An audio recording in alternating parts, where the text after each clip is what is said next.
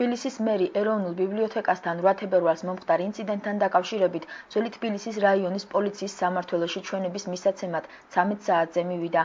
გიგი უგულავა იმ გადაწყვეტილებას ემორჩილება, რომელიც თბილისის საოლქო სასამართლომ გუშინ მიიღო. სასამართლომ მიიჩნია, რომ სახეზია მოწმის სახით დასაკითხი პირის გამოძიების წარმოების ადგილას მიყვანის კანონით გათვალისწინებული ყველა პირობა. თბილისის საოლქო სასამართლომ დედაქალაქის მერის დაკითხვასთან დაკავშირებით გადაწყვეტილება გუშინ მიიღო.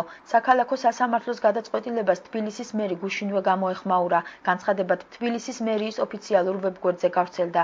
გიგი უგულავა ადასტურებს, რომ სასამართლოს გადაწყვეტილების შესაბამისად ძველი თბილისის რაიონის პოლიციის სამმართველოში ჩვენების მისაცემად მივა. გიგი უგულავა ამბობს, რომ ის სასამართლოს დასაბუთებულ გადაწყვეტილებას ელოდა. ეროვნულ ბიბლიოთეკასთან 8 თებერვალს მომხდარ ინციდენტთან დაკავშირებით დედაქალაქის მერს გარკვეული შეკითხვები აქვს. ნანა კაკაბაძის მისამართით და შინაგან საქმეთა მინისტრის დაკითხვასაც ითხოვს. ძალიან სამწუხაროა ის, რომ უკვე ათასობით ადამიანი იკითხება, ეს არ არის მხოლოდ ქალაქის მერი, ათასობით ადამიანი იკითხება მხოლოდ იმიტომ, რომ ისინი აფილირდებიან, ისინი ასოცირდებიან ერთიან ნაციონალურ მოძრაობასთან.